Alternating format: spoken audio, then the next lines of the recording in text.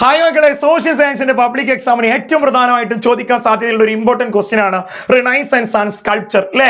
നവോത്ഥാനവും ശില്പകലയും തമ്മിലുള്ള ഒരു സ്വാധീനവുമായി ബന്ധപ്പെട്ട ഒരു ചോദ്യം. അപ്പൊ ഇന്ന് മക്കൾ എന്ത് ചെയ്യണം? അതിലെ ശില്പികളോട് ഉണ്ടാക്കിയിട്ടുള്ള പ്രധാനപ്പെട്ട ശില്പങ്ങൾ ഏതൊക്കെ പഠിക്കണം. ഞാൻ രണ്ട് ശില്പികളുടെ പേര് പറഞ്ഞുതരാം. ഒന്ന് ഡൊണാഡെല്ലോ, രണ്ട് മൈക്കൽ ആഞ്ചലോ. ഡൊണാഡെല്ലോ ഉണ്ടാക്കിയുള്ള രണ്ട് സ്കൾപ്ചർ ആർട്ട് അല്ലെ ഏതൊക്കെയാണ് പറഞ്ഞാൽ, ഒന്ന് ദാവീദാണ്, രണ്ട് ഗത്താമലാട്ടിയാണ്. എങ്ങനെ പഠിക്കുക അല്ലെ? ശില്പം ഉണ്ടാക്കി വന്നിട്ടുള്ള ഡോൺ എന്ത് ചെയ്തു?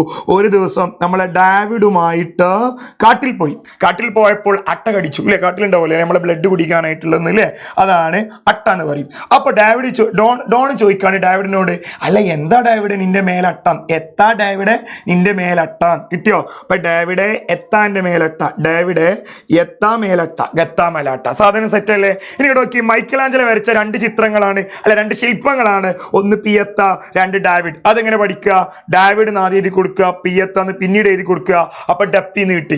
ഏത് മൈക്കുമൽ ഉണ്ടാവില്ലേ ഒരു അടപ്പ് ഉണ്ടാവും, അത് നമ്മൾ വേണമെങ്കിൽ ഡപ്പി എന്ന് പറയാം. അപ്പൊ ഡപ്പി എന്ന് പറഞ്ഞാൽ ഡാ എന്ന് പറഞ്ഞാൽ ഡാവിഡ്, പി എന്ന് പറഞ്ഞാൽ എന്തേകാരം പിയത്ത. ഇത് രണ്ടും എന്ത് ചെയ്യുക ഇന്റെ മക്കൾ മനസ്സിലാക്കുക. ഡൊണാഡെല്ലോന്റെ ഡാവിഡ് ബ്രോൺസ് സ്കൾപ്ചർ ആണ്, വെങ്കല ശില്പമാണെന്ന് മാത്രം എന്ത് ചെയ്താൽ മതി, മനസ്സിലാക്കി വെക്കുക, അടിച്ചു പൊളിച്ച് പഠിക്കുക. കൂടുതൽ എക്സ്പ്ലനേഷൻ വേണമെങ്കിൽ ഇന്ന് രാത്രിക്കത്തെ ലൈവിൽ വന്നോ, സാറ് പൊളിച്ചടുക്കി തരും.